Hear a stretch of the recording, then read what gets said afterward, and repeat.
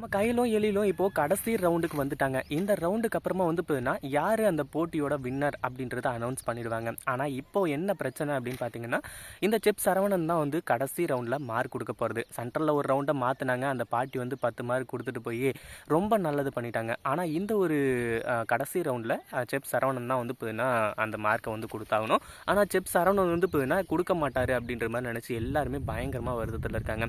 ஆனால் இதில் உண்மையிலேயே நம்ம எழில் செஞ்ச கடைசியாக அந்த ஃபுட் தான் வந்து பார்த்தீங்கன்னா வேறு லெவல் டேஸ்டியாக இருக்குது. அதாவது கயல் வந்து கண்ணை கட்டிட்டு சொல்ல நம்ம எழில் வந்து பார்த்தீங்கன்னா சமைச்சு முடிக்கிறாங்க. இப்போது அந்த சாப்பாட்டை சாப்பிட்டதுக்கப்புறமா, அதாவது அந்த ஃபுட்டை சாப்பிட்டதுக்கப்புறமா உண்மையிலேயே வந்து பார்த்தீங்கன்னா செப் சரவணோட மனசு அப்படியே மாற ஆரம்பிச்சிருச்சு. கடைசியில் வந்து பார்த்தீங்கன்னா கயலோட டீம் தான் வின்னு அப்படின்னு சொல்லிட்டு அறிவிச்சிடுறாங்க. ஒரு பக்கம் தீபிகாவுக்கு சரியான அதிர்ச்சி, தீபிகாவுக்கு சரியான பல்ப் வந்து பார்த்தீங்கன்னா இந்த இவர் வந்து கொடுத்துட்றாரு. இதை பற்றி நீங்கள் என்ன நினைக்கிறீங்க? அந்த வீடியோ பிடிச்சிருந்தா லைக் பண்ணுங்கள், ஷேர் பண்ணுங்கள். இப்போ தான் நம்ம சேனலுக்கு ஃபர்ஸ்ட் டைம் வரீங்க அப்படின்னா சப்ஸ்கிரைப் பண்ணிக்கோங்க.